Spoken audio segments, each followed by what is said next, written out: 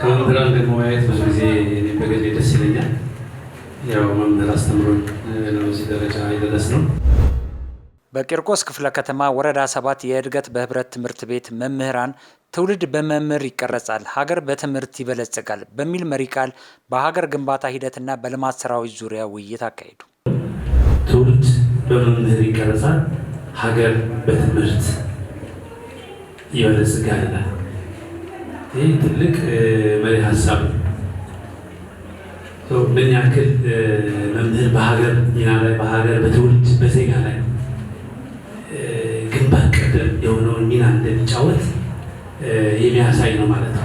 መምህራን የራሳቸው ሚና የራሳቸው ድርሻ ከፍ ያለ ስለሆነ ነው በዛ ደረጃ ይሄ የጋራ ተግባቦት ፈጥረን እኛም እናንተም የጋራ የሆኑ ነገሮቻችንን ወስደን በቀጣይ መስራት ያለብንን በተለይ ክፍተቶቻችንን ከመሙላት አንጻር የምንሰራው ስራ ቀላል አይደለም። ትውልድ ነው የምንገነባው፣ ሀገር ነው የምንገነባው ማለት ይቻላል። ኮሪደር ልማት በአዲስ አበባ ተጀምሮ በሌሎች 65 ከተሞች ላይ የተስፋፋው እጅግ በጣም ግዙፍ የሆነ ሀገርን አጠቃላይ አስተሳሰብን የቀየረ የስራ ባህላችንን ትራንስፎርም ያደረገ የኮሪደርን ልማት ስራዎቻችን እንደ ሀገርም እንደ ሀገርም እንደ ዓለምም ትልቅ እውቅና ያገኘንባቸው በሁሉም መስራት በሁሉም መንገድ ለውጥ እየመጣ ነው እና ይሄ እውነት ነው የምናውቀው የምናየውና ያለንበት ሁኔታ የሚገልጸው ትክክለኛ ለውጥ ነው የሚለው ነው ማለት ነው። በትምህርት ደረጃ የመጣው ለውጥ ቀላል አይደለም። በተለይ በትምህርት በአሁኑ ሰዓት ህብረተሰቡ የግል ትምህርት ቤቶችን እየተወ ያለ ወደ መንግስት ትምህርት ቤቶች እያመጣ ነው። የተማሪዎች ስነ ምግባር እየተበላሸ ነው በግል ትምህርት ቤት ውስጥ። በመንግስት ትምህርት ቤቶች ግን በተለይ በአዲስ አበባ ያለው የተማሪ አያያዝ ያለው የስነ ምግባር ስነ ስርዓት በጣም ደስ የሚል ነው። ማያውቅም እያወቀ ይሄዳል፣ ያልሰራውም እንዲሰራ ያደርገዋል፣ ያነሳሳዋል ማለት ነው። ከዚህ ችግር ሁሉ አልፎ ይሄንን ማምጣትም ይቻላል የሚባል አይምሯችን ውስጥ ይመጣል ማለት ነው። ስለዚህ ነው በሁሉም አየሁት ማለት ነው። በኢኮኖሚው፣ በማህበራዊው፣ በትምህርቱም ገና ውጤት ላይ ከዛ ደርሶ መድረስ ማለት አንድ ትልቅ ነገር ነው ማለት ነውና ቀራሩ በጣም ተመችቶኛል።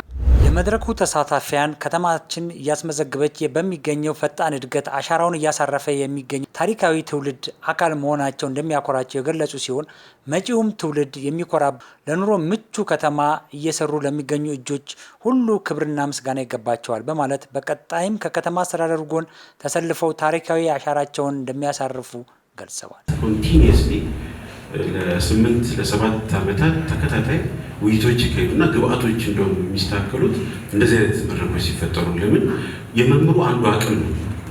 እዚህ ውስጥ ያለው ብዙ ግብአት አመንጪ ነው ማለት አቅም የሚፈጥር ስለሆነ ይህንን በደንብ አጠናክሮ ቀጣይ ሊሰራበት ይገባል።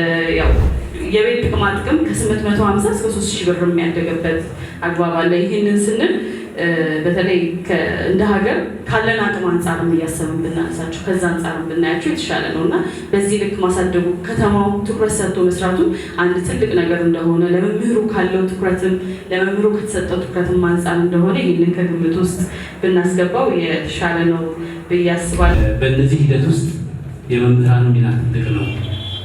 እናንተም እንዳነሳችሁት መምህሩ ብቻ ደግሞ የትውልድ ቀርጾ ይሄዳል የሚል በየትኛውም መንገድ ሊመጣ አይችልም። ተዋናዩ ዋነኛ ተዋናዩ ግን መምህር ነው የሚለውን ነገር ለማንሳት ነው እንጂ ቤተሰብም የራሱ ድርሻ መኖር መቻል አለበት።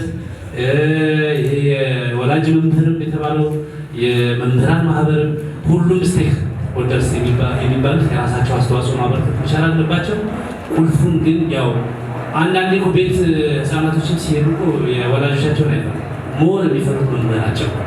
ከዛ አንጻር በተቀናጀ በተደራጀ አግባብ ሰርተን ጥሩ ትውልድ አፍርተን አሁን ካለብን ችግር ለመውጣት በጋራ መስራት እስከቻልን ጊዜ ድረስ የማይቀየር ነገር የለም። እንቀየራለን የሚለውን በውስጣችን ሰንቀን መሄድ መቻል አለብን የሚለው ሀሳብ ለማንሳት ነው።